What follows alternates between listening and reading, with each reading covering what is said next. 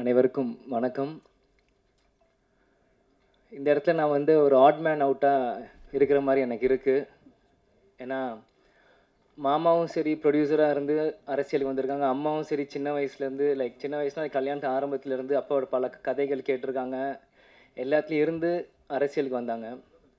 ஆனால் நான் எந்த விஷயமும் இல்லாமல் கேப்டனை மட்டுமே பார்த்து ஒரு ரசிகராக கேப்டன் எப்படி எங்கள் அப்பாவை தாண்டி ஒரு ரசிகராக சின்ன வயசுல அப்பாவை நான் பார்த்துட்டு இருப்பேன். இந்த வாட்டி என்னை ஒரு சினிமா மேடைக்கு கூப்பிட்டு பேச வைக்கும்போது உண்மையிலேயே எனக்கு கொஞ்சம் வெக்கமாக இருக்குது, ஷையாக இருக்குது. நீங்கள் இங்கே இருக்கணுமா நான் அப்படின்ட்டு எனக்கு இருக்குது. இருந்தாலும் சண்முக பாண்டியன் ஒரு அண்ணன் இருக்கிறதுனால அப்பா எப்பயுமே சொல்லுவார், அண்ணன் தம்பிங்க எப்பயும் ஒற்றுமையாக இருக்கணும்ன்ட்டு. எங்கள் அப்பாவோட வார்த்தைக்கு மதித்து அதனால் இன்றைக்கி வந்து என் தம்பிக்கு ஒரு சப்போர்ட்டாக இருக்கணும்னு இந்த வந்திருக்கேன். படைத்தலைவன் படம் ஆரம்பத்துலேருந்து கதை கேட்கறதுலேருந்து நம்ம பார்த்திபன் சாராக இருக்கட்டும், அன்பு சாராக இருக்கட்டும், எல்லோரும் வந்து கதை சொல்கிறதுலேருந்து நானும் தம்பியும் இந்த கதைகள் கேட்டிருக்கோம். உண்மையிலேயே ஒரு நல்ல படம், நல்ல கதை. படைத்தலைவன் நிச்சயம் எல்லோரும் சொல்கிற மாதிரி தமிழ் சினிமாவில் ஒரு மிகப்பெரிய ஒரு ஆக்ஷன் ஹீரோவை இன்ட்ரடியூஸ் பண்ணுற ஒரு படமாக படைத்தலைவன் இருக்கும். ஏன் இதை சொல்கிறேன்னா, யார் எப்படி சொல்கிறாங்க எனக்கு தெரியல.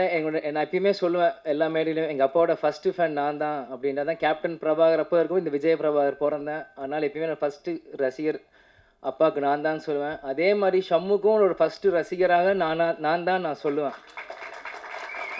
ஏன்னா அவன் பண்ண சகாப்தமாக இருக்கட்டும், மதுரை வீரனாக இருக்கட்டும், இப்போ பண்ண படைத்தலைவனாக இருக்கட்டும், நெக்ஸ்ட் வர கொம்பு சிவியாக இருக்கட்டும், எத்தனையோ படங்கள் பண்ணாலுமே அந்த சகாப்தம் படம் பண்ணும்போது மலேசியாவில் ஒரு ஷூட் பண்ணும்போது 100 ஃபீட்லேருந்து ஆக்ஷன் நாங்கள் கேப்டன் வந்து இல்லை டூப்லாம் போடலாமா என்னென்னு கேட்டுட்ருக்காரு. இவர் ஜம்ப் பண்ணிட்டான் மேலேருந்து.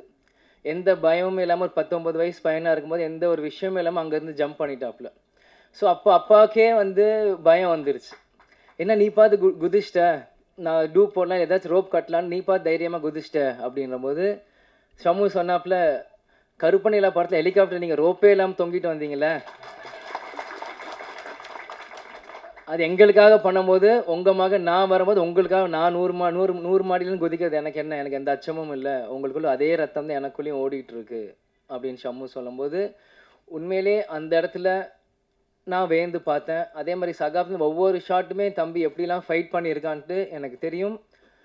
கேப்டன் எங்கேயும் போல அவர் படத்தில் நீங்கள் பாருங்கள், கேப்டன் திரையில் தெரிவார். அதே மாதிரி அன்பு அண்ணன் ஆரம்பத்திலேருந்து ஷம்மு ஒரு தம்பியாகவே அவர் பார்த்துட்டு இருந்திருக்கு, அவர் ஹீரோவாக பார்க்கல. அதே மாதிரி ஷம்மு அன்பு அண்ணனோட ஒரு பிரதராக தான் பழகிட்டு இருந்தாங்க. எப்போ ஃபோன் போட்டாலும் சொல்லுங்கள் பிரதர், என்ன பிரதர், எந்த விஷயம், எப்போ வரணும் ஷாட்டுக்குன்னு, இந்த மாதிரி ஒவ்வொன்றுமே 2 பேருமே ஒரு பிரதர்லி ஃபீலிங்காக பேசிகிட்டு இருந்தாங்க. அது ஒரு வெளிப்பாடு தான் அந்த ஃப்ரேமில் உங்களுக்கு தெரியுது. ஷம்மு எவ்வளோ உழைச்சிருக்காரோ அவர் சொல்கிறது ஒரு அண்ணன் போல் சொல்கிறதுன்னு தம்பி அங்கே கேட்டிருக்காரு. அதே மாதிரி கஸ்தூரி ராஜா சார், அவர் இந்த படத்தில் உண்மையிலே நல்லா நடிச்சிருக்காரு. என் வீரம் வளைஞ்ச மண்ணிலேருந்து எனக்கு அவருக்கு தெரியும். அது கஸ்தூரி ராஜா அப்படின்ற பேர் எப்படின்னா, திருப்பதியில் ஷூட்டிங் ஃபுல்லாக அங்கே போயிட்டுருக்கோம். அப்போ வந்து அந்த பேர் எனக்கு கேட்டுகிட்டே இருக்கும். அந்த பேர் எனக்கு ஆழமாக மனசில் பதிஞ்சிருச்சு. பிறகு தனுஷாரும் செல்வராகவன் அண்ணனும் வரும்போது கஸ்தூரி ராஜாவோட அப்பா அப்படின்னு வரும்போது இன்றைக்கி அவர் ஷம்மு கூட நடிக்கிறப்போ அதுவும் ஒரு பெருமையான விஷயமாக அதை நான் கருதுகிறேன். ஃபைனலாக ஹீரோயின் என்னை பிரபா அண்ணான்ட்டிங்க, எனக்கு ஒன்றும் அவ்வளோ வயசு இல்லை.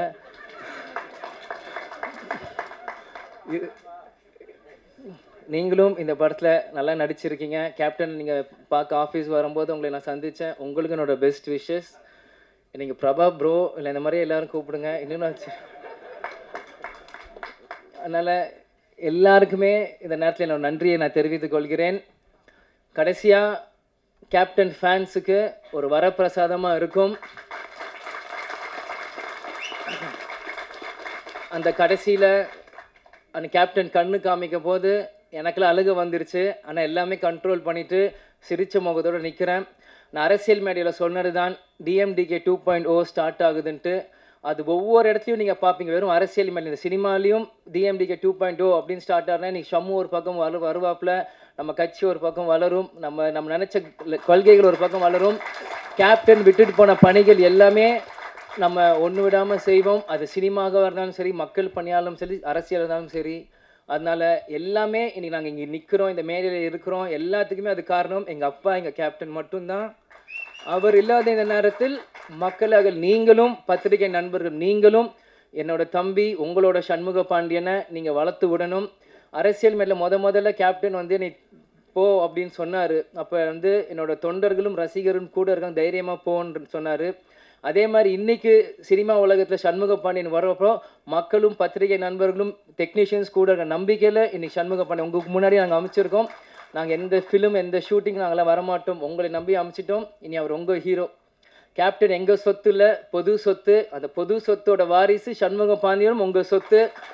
அதனால் சண்முக பாண்டியன் மிகப்பெரிய ஹீரோவாக்குறது எங்கள் ஆசையை தாண்டி கேப்டனோட ஆசை. கேப்டனோட ஆசை என்னமோ அது உங்களோட கிட்ட நான் கொடுக்குறேன். அதனால் நிச்சயம் சண்முக பாண்டியன் மிகப்பெரிய ஹீரோவாக வரணும். நீங்கள் கொடுப்பீங்கன்னு நம்புகிறேன். கேட்பது என் உரிமை, கொடுப்பது உங்கள் கடமை.